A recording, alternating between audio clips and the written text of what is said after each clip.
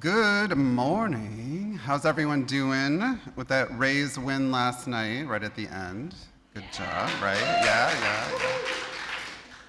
Yeah. Welcome both in the sanctuary and online to the Sunday service at the Unitarian Universalist Church of St. Petersburg. We're on the unceded ancestral lands of the Tocobaga and Seminole Native Americans. My name is Todd Wellman.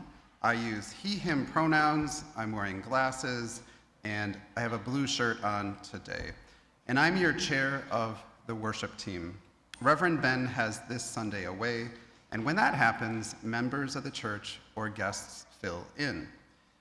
I'm excited to be part of the team bringing you today's worship service, Welcoming Traditions, Yom Kippur and Mabon. It's our final service for the month's theme of welcoming. Now, please join me in welcoming today's worship associate in a special way. Can I get an S? Can I get an Andra Weeks? What does that spell? There we go. Thanks, Todd. If you want a church where everyone is worthy of salvation, where Black parents don't have to have the talk with their children about our community, where everyone has the right to their own body and sexuality, and our leaders welcome citizen feedback and encourage voting by all, I have good news. You may have found your church home. Some announcements are in the order of service and in our weekly newsletter. And also remember to check out the online calendar at uustpete.org. But now for a special announcement coordinated by Christine Barker.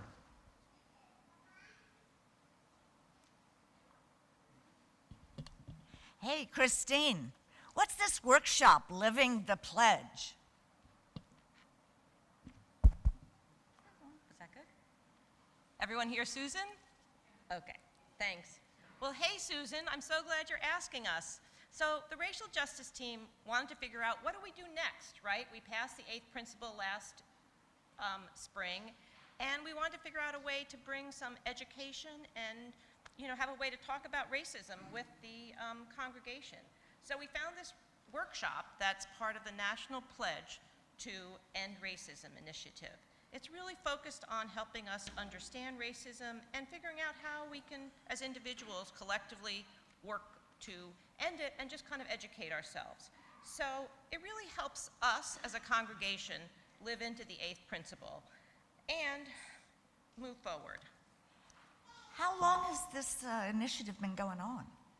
Well, it's kind of cool. It's actually started in Birmingham, Alabama in 1997, just as a grassroots effort, and it sort of spread around, actually, in all 50 states, 20 countries, and in 2014, it was adopted by the Unitarian Universalist Church in Richmond, Virginia, and they really embraced the training and have helped develop this workshop that we're going to be doing starting in October. Who's this for? Well, that's another great thing. Like, we really wanted to find a training that would be good for everybody, right? Whether you're whatever ethnic group, whatever cultural group you're part of, whether you know a lot about, you've thought a lot about this topic, or it's like, oh my gosh, what is this all about? So because the training was really developed for everyone, it's really for everyone. And what's going to be covered? So it's broken up into 6 sections, and it covers things like, how do we understand bias and racism in our everyday life? What can we do to affect it? And also, what's really nice about it too, which is why I encourage you and everybody else to come, is that we'll have a lot of time to speak with each other. So part of it is us just talking with each other, trying to figure out what our own experiences are and making some sense of all of this. Sounds good to me. Where do I sign up? Great. I think you're going to really like it, Susan. So there's flyers in the bulletin. You can email us, and also after the service, the racial justice team will have a table out there with examples of the curriculum, and we can answer any questions. And you're welcome to sign up. I'll see you there. Great. Thank you, Christine and Susan. As Unitarian Universalists, we're people of diverse beliefs, but we share a common faith that every person is worthy of love, that what we do in this world matters, that we are connected to one another and the earth. Whoever you are, wherever you are on your journey, you are welcome here. Allow me to give a special welcome to any newcomers. If you are new to UU St. Pete, or even relatively new, can you give a wave? Great, thank you for being here. If you would like, I'm gonna go grab a microphone, and I'm gonna walk out here, and you can just indicate to me, and I'll come up to you, and you're more than welcome to tell us a little bit about who you are.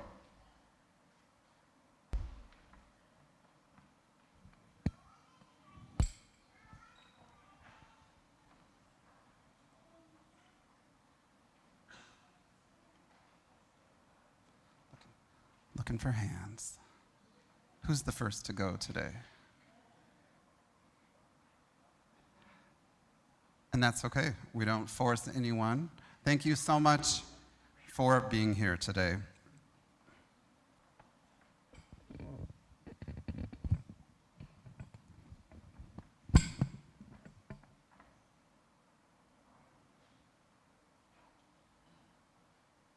Thank you for silencing your cell phones. Regarding masks, we are not requiring them, but since several in our community have reported being exposed to COVID, we encourage anyone who wishes to wear one. Masks are available at either entrance. And now, remember to get consent if you're going to hug or shake hands as we take a moment to greet our neighbors.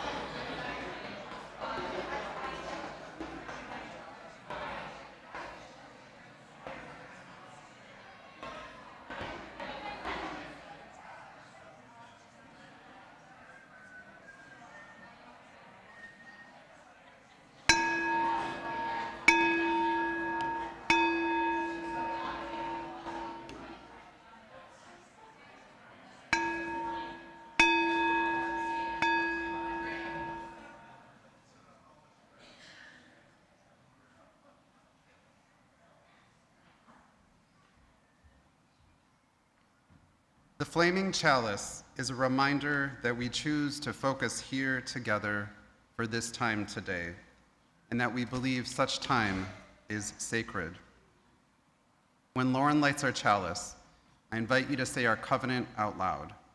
The words can be found within your programs and online in the text chat. Feel free to follow along with the two hand movements, hand to heart, and then hand reaching out like you're serving. Love is the spirit of this church, and service its law.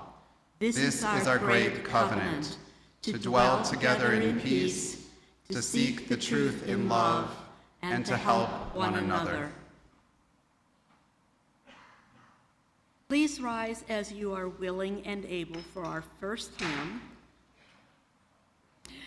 led by John for his first Sunday back. Hey, this is hymn number 68 in the gray hymnal, Come Ye Thankful People, Come.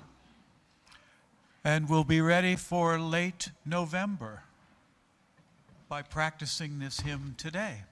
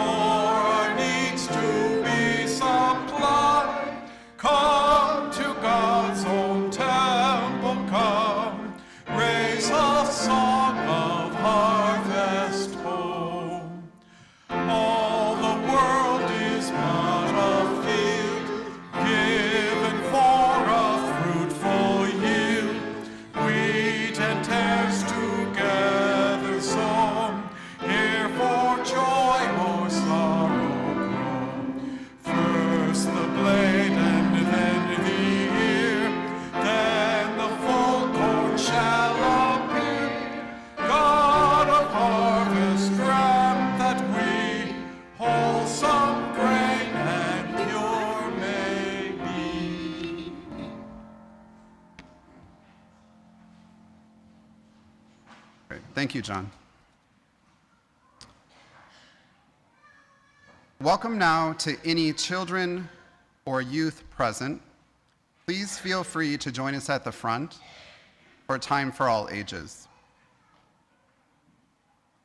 Danny Bly will be helping the children and youth decorate an altar for Mabon.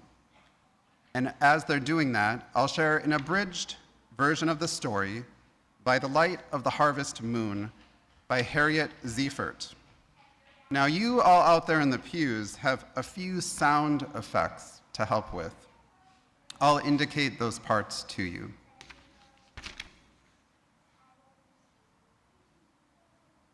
The harvest moon shines tonight. Everyone is still at work on Apple Hill Farm.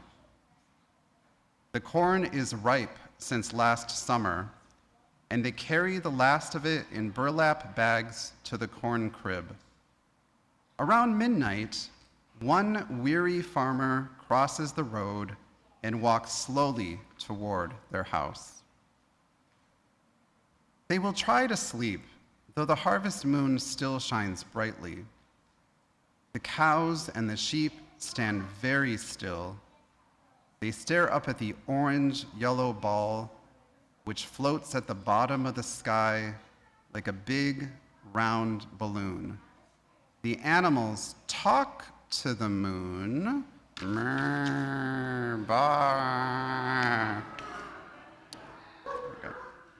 But she does not answer their low moos and high-pitched baas. The wind speaks softly at first, then louder.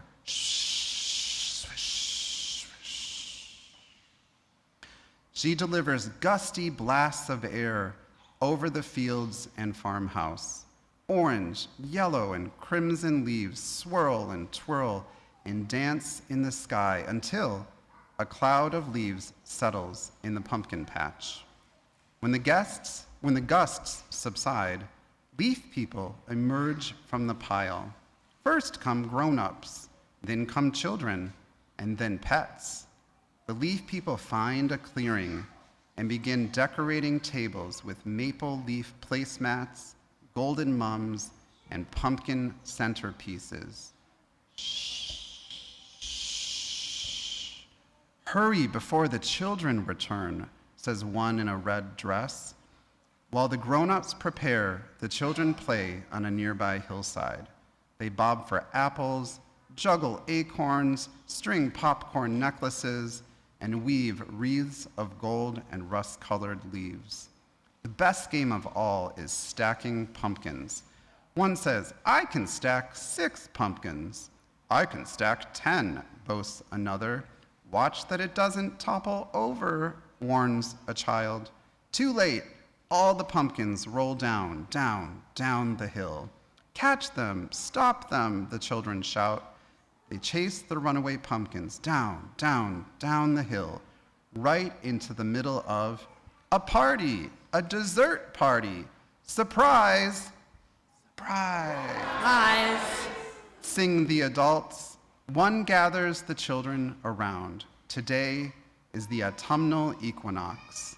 The hours of daylight and darkness are equal, and fall begins. Fruits, vegetables, and grains are harvested. Leaves turn the colors of jewels, and we get to eat pie, interrupt the children. Everyone laughs.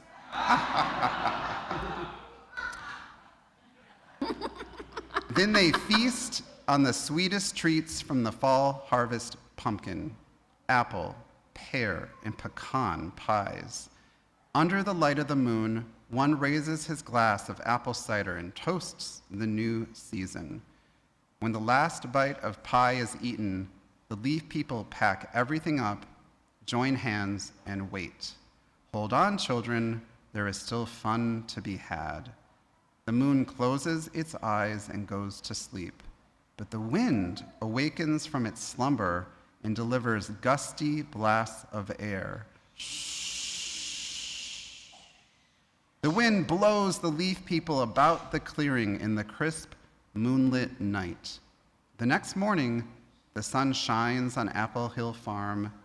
The farmer is in the farmhouse. The cows and sheep are in the barn. The leaves are in the pumpkin patch. Everything is in its place. If you look carefully, you will know the leaf people were there. Let's sing the children to their classes. John?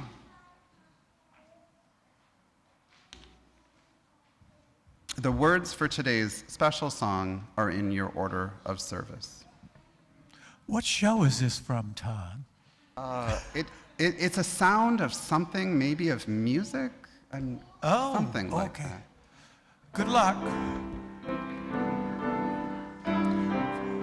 Farewell, auf Wiedersehen, goodbye, goodbye, goodbye, goodbye, goodbye, goodbye, goodbye, goodbye, good luck, goodbye.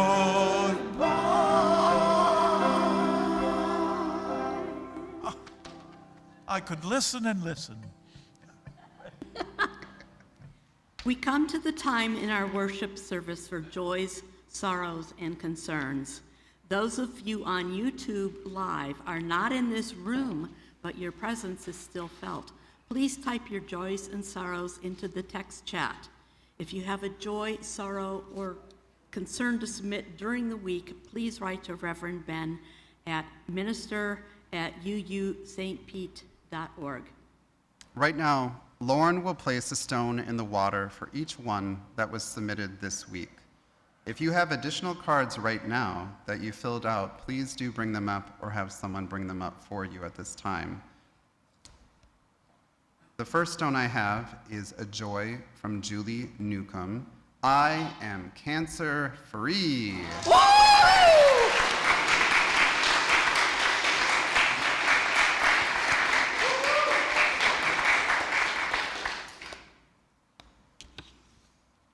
The next one is from John Arterton, and this is again a stone of joy.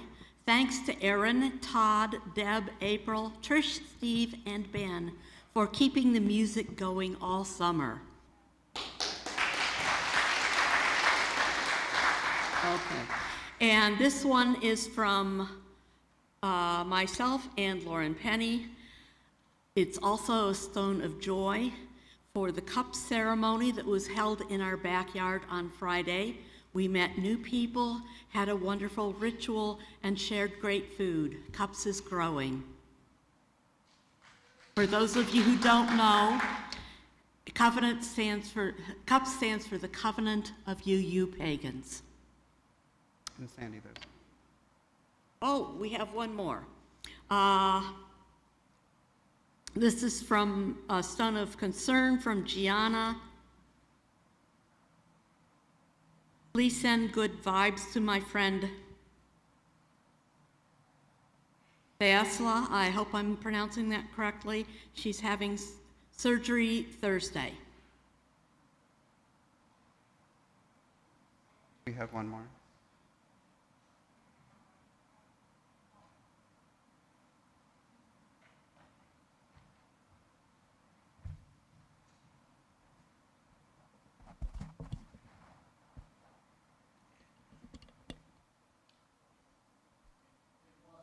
It was on, okay. It's okay, I can project. Okay, that should be. Hello. I'll just project. I'm Sula Donalow's daughter. My name is Lila. My mom is really...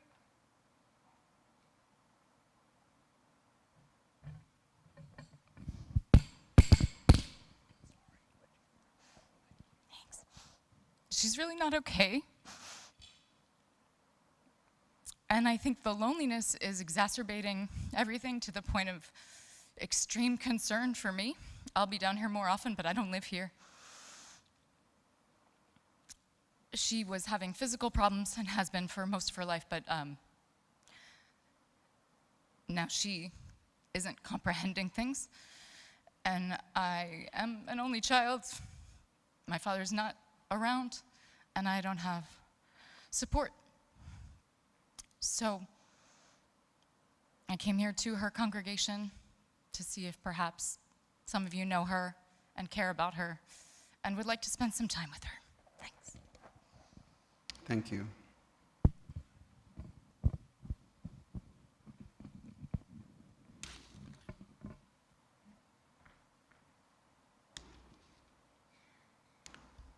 We now turn to the responsive reading printed in the order of service.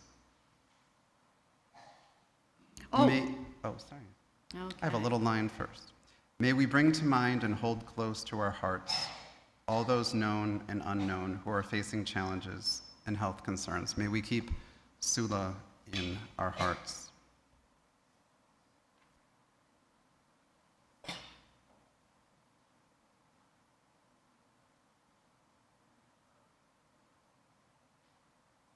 And it's the top of the next. May we strive to respond well to the vulnerability of our community.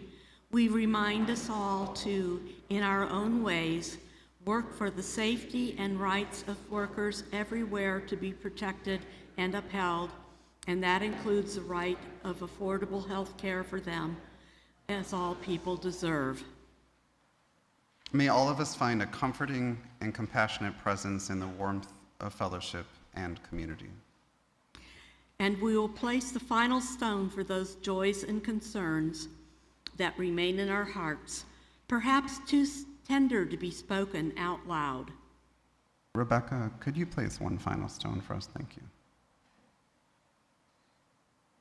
We are connected even when we feel apart. Let us rejoice in our beloved community that makes of the many one. Let's take a minute of silence together.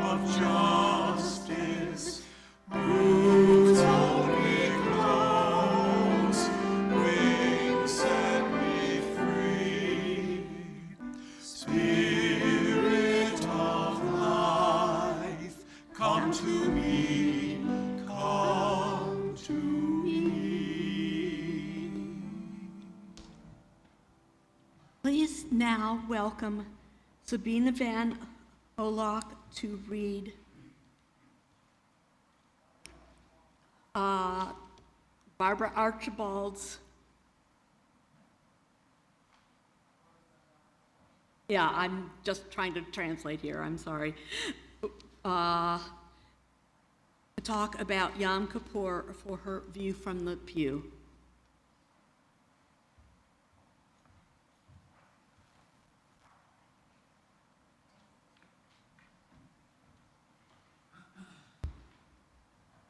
Good morning.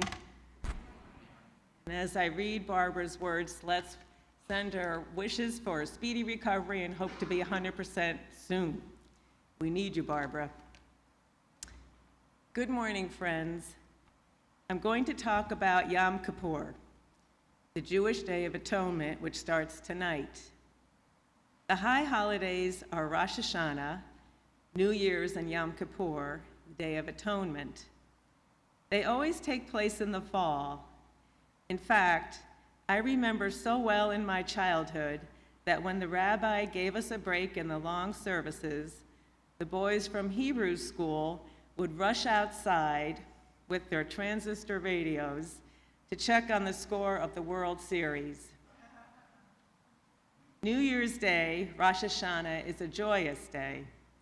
Lots of singing, feasting, eating of apples dipped in honey. That was last week. The second holiday, 10 days later, Yom Kippur, the Day of Atonement, starts tonight. During this time, we must make amends with people we have wronged. But there's more. The days in between these 2 days are called the days of awe, because the sages say God is weighing our conduct and deciding whether to inscribe us in the book of life or not. By the end of Yom Kippur, our fate is sealed. So on Yom Kippur, we reflect and open our hearts and repent. We fast. That means eating and drinking nothing for 24 hours. And often wear white to signify our cleansing and rededication. Here are some of the things we admit to. For the sins, some say mistakes, we commit before you under duress and willingly. For the sins, mistakes we committed before you through having a hard heart. For the sins we committed before you without thinking. For the sins we committed before you through things we blurted out with our lips. And each time we describe a sin, we strike our chest with a fist in repentance. For me, this is always a very moving part of the service, and I remember how my husband Tom took part at this point with great vigor. So tonight I will go to Temple Bethel and bring in this Yom Kippur, a day full of awe. But next Sunday, I will be right back here with you in St. Pete.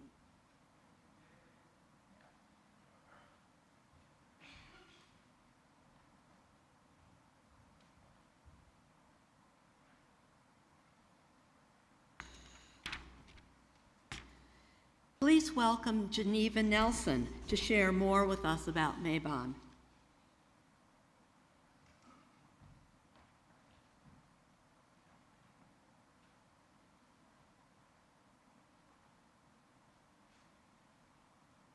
Good morning.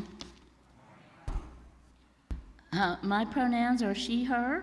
I have long brown hair, I'm wearing glasses. I have lots of flowers in my hair, and I'm wearing a long turquoise caftan with sparkly jewelry. There are 2 times each year that the light and the darkness are of equal length for one day, the spring equinox and the autumnal equinox. Mabon is the time of the autumnal equinox. It is also traditionally the second harvest festival, a time to reap what you have sown, whether that means crops of food or metaphorically. Day and night hang in the balance as we begin our descent towards the cooler months, leaving the warmth behind us. I'm sure all of you are looking forward to leaving the warmth or the heat behind us. We embrace the transition during this time of equal light and dark, of masculine and feminine to find balance in all aspects of our lives. Here's a simple prayer by Patty Wigington, Mabon Balance Prayer. Equal hours of light and darkness. We celebrate the balance of Mabon and ask the gods to bless us. For all that is bad, there is good. For that which is despair, there is hope. For the moments of pain, there are moments of love. For all that falls, there is the chance to rise again. May we find balance in our lives as we find it in our hearts. Thank you, Geneva, and thank you, Sabina, for reading for Barbara. Please rise as you're willing and able for our second hymn, the meditative number 1037, We Begin Again in Love. Actually, Todd, if you don't mind, please remain seated. Please remain Sorry. seated. Music director's prerogative. Sorry.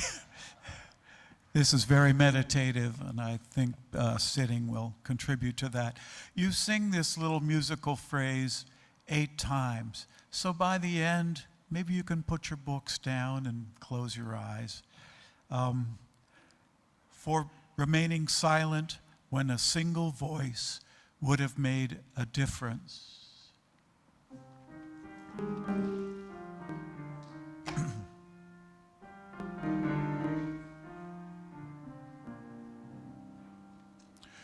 We forgive ourselves and each other. We begin again in love. For each time that our fears have made us rigid and inaccessible, we forgive ourselves and each other. We begin again in love. For each time we have struck out in anger without just cause, we forgive ourselves and each other. We begin again in love. For each time that our greed has blinded us to the needs of others, we forgive ourselves and each other. We begin again in love. For the selfishness that has set us apart and alone, we forgive ourselves and each other. We begin again in love.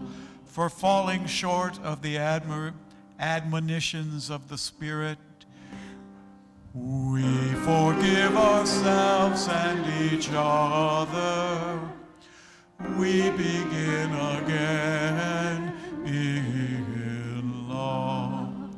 For losing sight of our unity, we forgive ourselves and each other.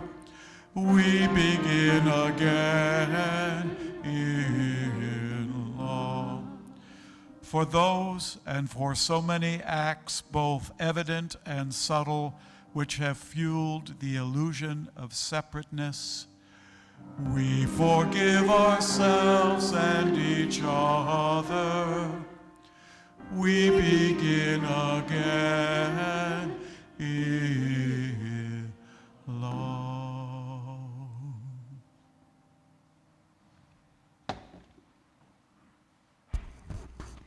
As I have had only casual understanding of the Jewish High Holy Days, I found myself exploring the meaning of Yom Kippur.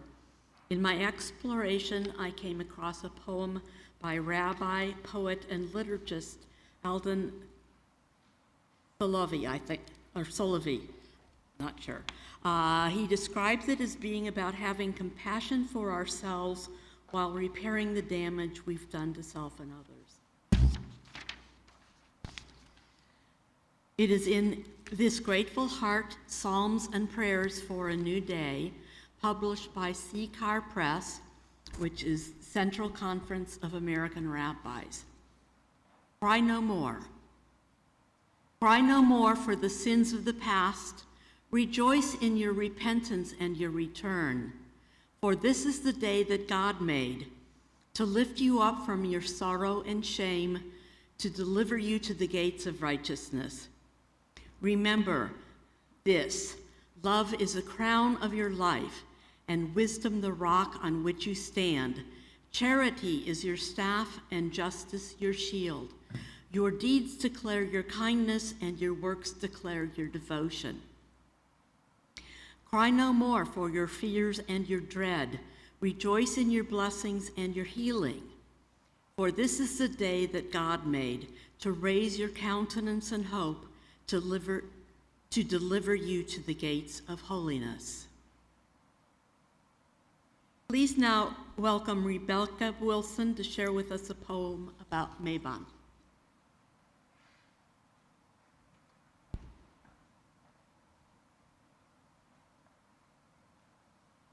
I'm so happy I get to read this poem about Mabon.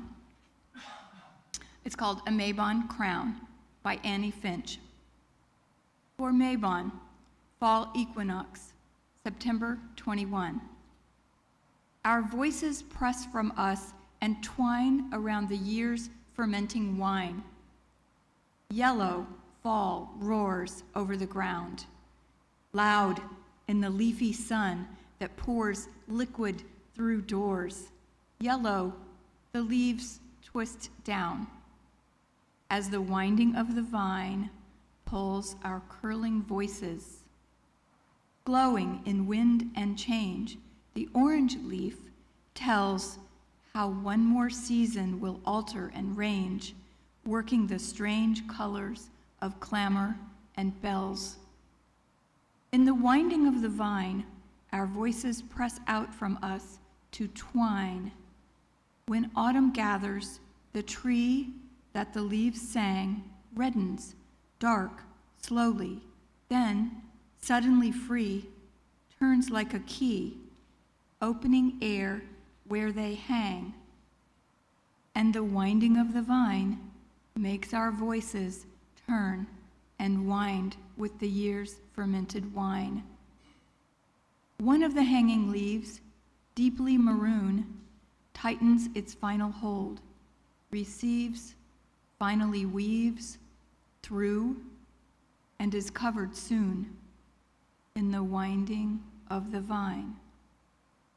Holding past summer's hold, open and strong, one of the leaves in the crown is gold, set in the cold where the old seasons belong. Here is my crown of winding vine, of leaves that dropped, that fingers twined, another crown to yield and shine with a year's fermented wine. Well, I didn't know there was a tradition called Mabon. For me, one of the happy things about being a member of UU St. Pete is that I come here and I learn about other traditions. Well, I knew there was fall, and I knew there was autumn, and there was the autumnal equinox. What struck me about this poem was the colors. I grew up in St. Petersburg, so the first time I lived up north, it was North Carolina, I was a young adult. What colors the leaves showed us in the fall. It was glorious. Recalling those colors and the sunlight through the trees as recalled by the poem, it's no wonder there's a celebration.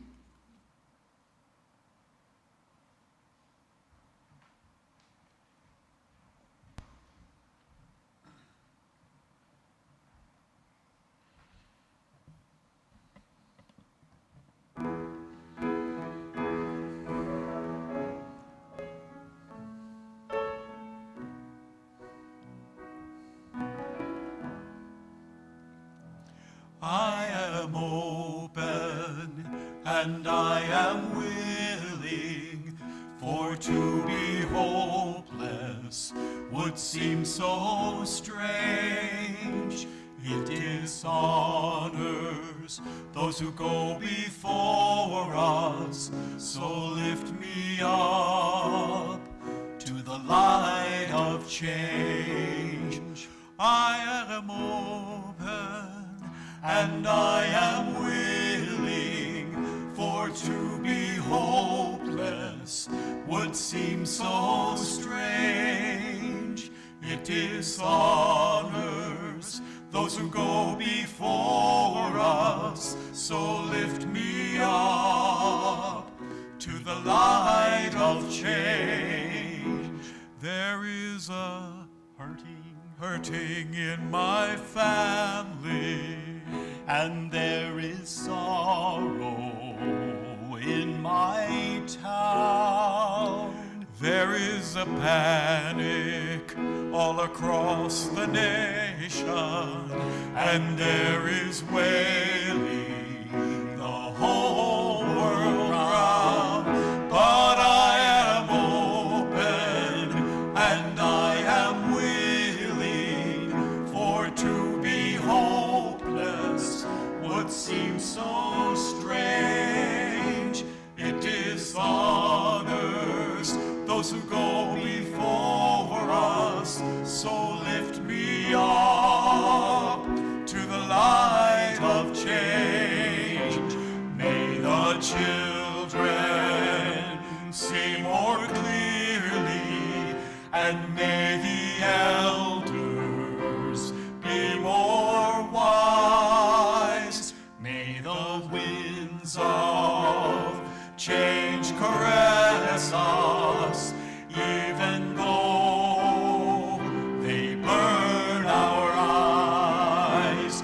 I am open and I am willing, for to be hopeless would seem so strange.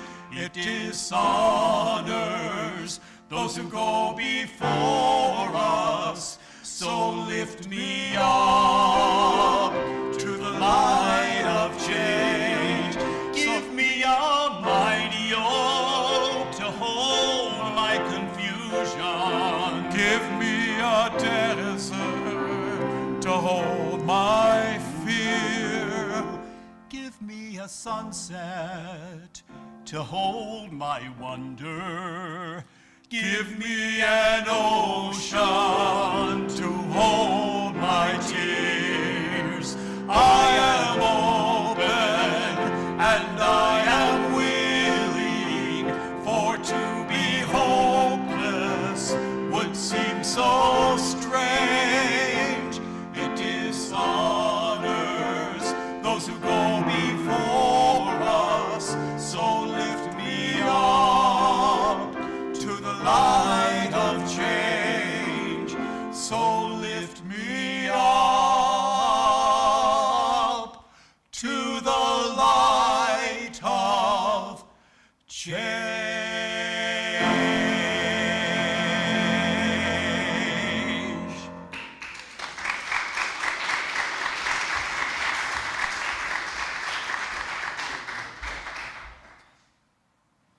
Welcome back to town.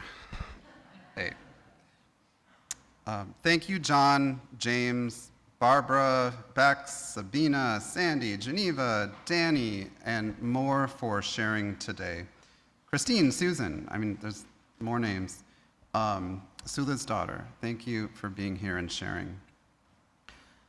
I remember being so struck in my first days of being in UU churches. Readings were from the New York Times. A closing hymn was by the Beatles. Multiple spiritual books were quoted from. We learned from the richness of the traditions all around us. While we UUs may not believe everything from those traditions, and in one of the hymns today, you might have made God lowercase every time you sang it. I know some of you did that. We may still glean lessons, from those traditions. And it's been wonderful today spending our morning welcoming traditions into our shared space, witnessing how two traditions have affected members of our community. I have questions, though. How is it that we glean lessons from such sources? What exactly is going on, and how does it affect us? To answer or at least explore these questions, I turn to scientific writings on what openness to other experiences does for us.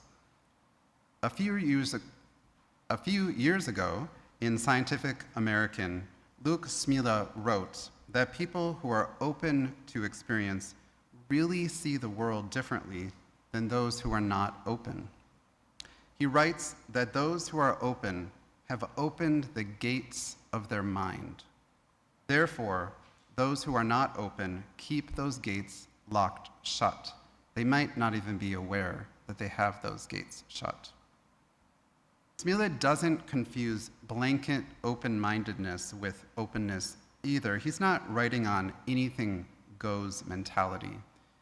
He hones in on how people may be open to experiences that aren't inherently dangerous, but that we may have learned to associate danger with them.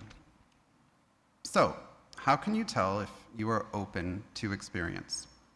Through the research he reviewed, it means you are intellectually curious, creative, and imaginative. You may be interested in art and take in books, music, and other cultural fruits. Importantly, when you have an open mind, information is like catnip for the brain. It's not something to fear. Rather, if something reveals that a foundational belief of your life may not be quite as complete as you'd thought, you are curious about that. Some of the psychological testing to detect openness in people includes what's called divergent thinking tasks. Think of being given a brick, Smila writes, and being asked to think of how many uses it has. Those who are open and not open have similar answers at first, like build a wall, build a house, and on. Those who are rated open have more answers, though.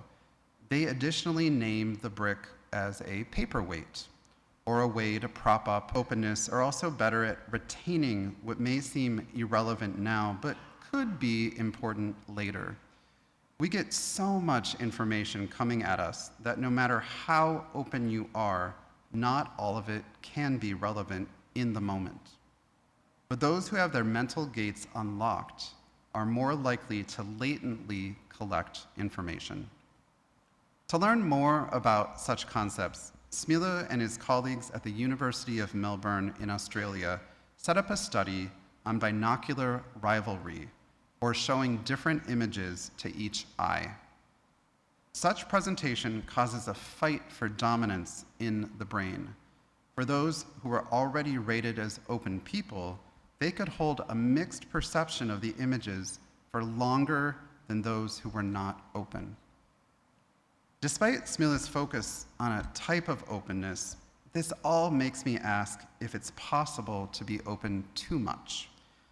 I believe our Unitarian Universalist dedication to holding and exploring so much comes uniquely into play to know what is too far, either for us as individuals or as a church community. For example, one thing that being in a UU community of practice helps us consider is if something is actually dangerous or if it's instead discomfiting, if it causes us discomfort. And the more open we get, the more we're able to participate with the discomfort rather than locking it out. In fact, my experience with UUs is that when we're actively practicing openness, our list of dangerous things gets shorter, and we name some ideas as perplexing or disconcerting, and perhaps one day as safe. Though our individual lists may vary. For example, if you are willing to share by a show of hands, is eating dairy ice cream safe for you? All right. Now, how about, is it uncomfortable for you? Okay. How about, is it dangerous for you? Okay. So ice cream is an example of danger, right, for specific people, even though we may not have thought of it that way. Other things we learn are dangerous in general. For example, if you've never had someone drive over your foot with their car, please don't go out and ask someone to do that in the parking lot. It's gonna hurt, right? But really, again, when we talk about openness in the way Smila writes about the concept, we're most often looking at the ways we're willing to learn from those things that have been called dangerous to keep them less known. For some of us, though, those particular experiences may have been uniquely harmful, and I'm not forgetting that. Even today, it's possible that some of you have had individual negative experiences with either Mabon or Yom Kippur, and it's part of this UU practice to balance those truths and our individual boundaries with the good practice of exploring other traditions that may have been referred to as bad generally for people because they are not of a specific tradition. I also can't imagine a talk on openness with UUs not including some mention of when we've tried to be open, but that we found another person unclear. First, we have this great advantage. Since we're in covenant with each other, we can remember we have the chance to talk to other people, not just the roles they hold. Second, as writer Brené Brown puts it, we have the tools when the messy work of being interpersonal isn't going so well. She suggests that we share the stories we're telling ourselves about others or their words, instead of sharing with accusations. For example, you may say, the story I'm telling myself is that if I don't fully grasp a new concept, then I'm not welcome here anymore. I'd like to close with a meditation on openness. If you'd like to close your eyes, please feel free. For some of us, we can visualize images, others cannot. If you are someone who cannot, feel free to sketch the meditation. Imagine a drop of water hitting a pond and rings radiate out. Hold a snapshot of that image. The center circle is where dangerous things live. The next one out is where the uncomfortable reside. The next one out is reserved for the for sure safe things. To repeat, the center circle is dangerous. The next one out is uncomfortable. The next one out is safe. In which ring does skydiving fall for you? Where does being open to learning from other traditions sit? And where does this one live? Learning from that one church member with whom you don't always agree. Consider the placement of your items. Add more if you'd like. I invite you to consider if you know that the things you've placed in the dangerous circle might be movable, though they may take time. And at other times, they may not. And as we checked before, some people are dangerously allergic to dairy, so that one might not ever go anywhere. But back to openness to things that aren't inherently dangerous, but that we may be keeping in that dangerous area. What do you keep there? Please breathe in with me for a count of 3. And breathe out for 3. And in for 3. And breathe out for 3. Thank you for being here today.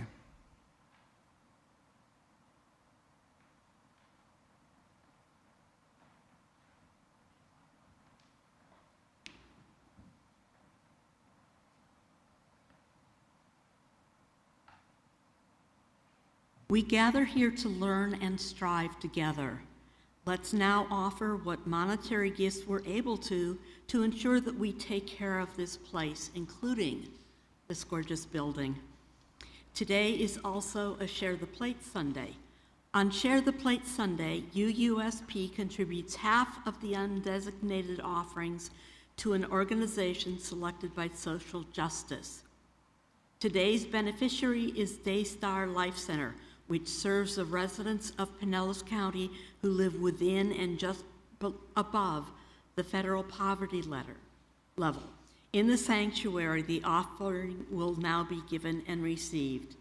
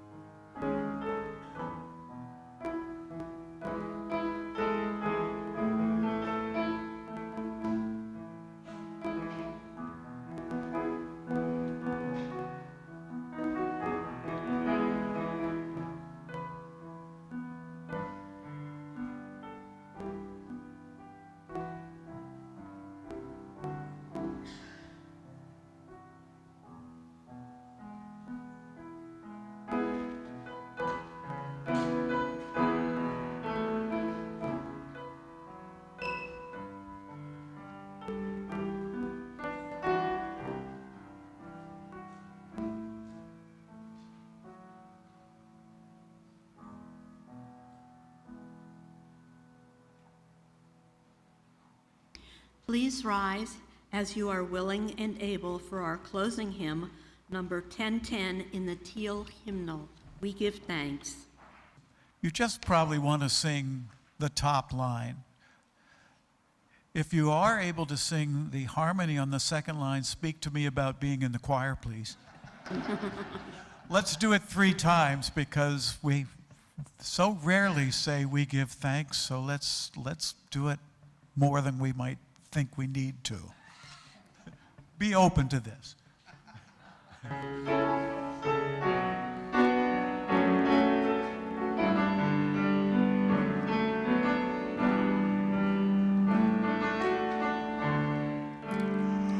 Oh, we give thanks for this precious day, for all gathered here and those far away, for the time we share with love and care. We give thanks for this precious day. We give thanks for this precious day, for all gathered here and those far away, for this time we share with love and care. We give thanks for this precious day. Oh, we give thanks for this precious day, for all gathered here and those far away, for this time we share with love and care. Oh, we give thanks for this precious day.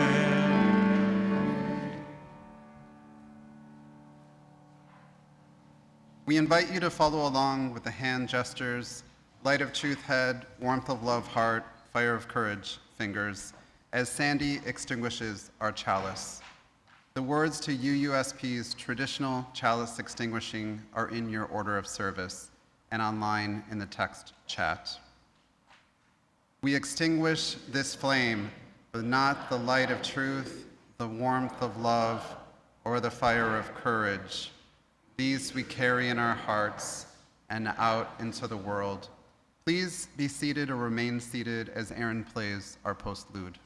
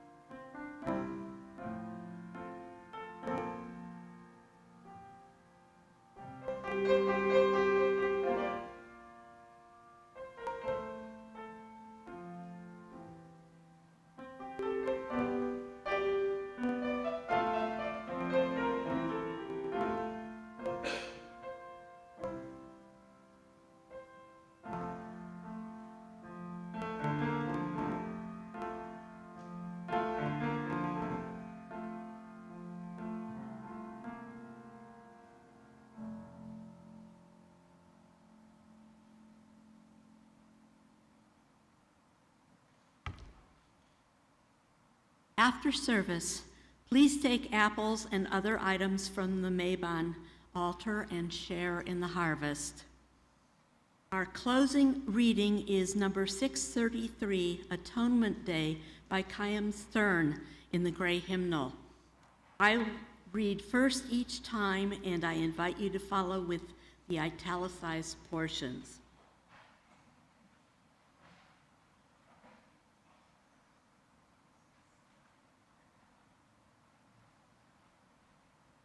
Once more, Atonement Day has come.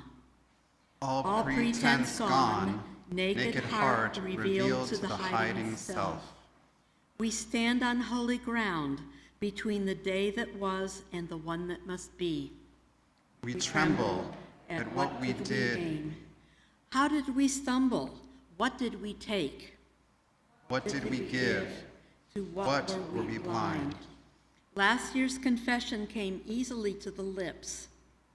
Will this year's come from deeper than the skin? Say then, why are our paths strewn with promises like fallen leaves? Say then, when shall our lust be for wisdom? Say now, love and truth shall meet, justice and peace shall embrace. We have a special congregational town hall right after service today, Among the topics is the upcoming vote for a bylaw change. Please find coffee in Gilmore Hall and then join us back in here. Thanks for being here today.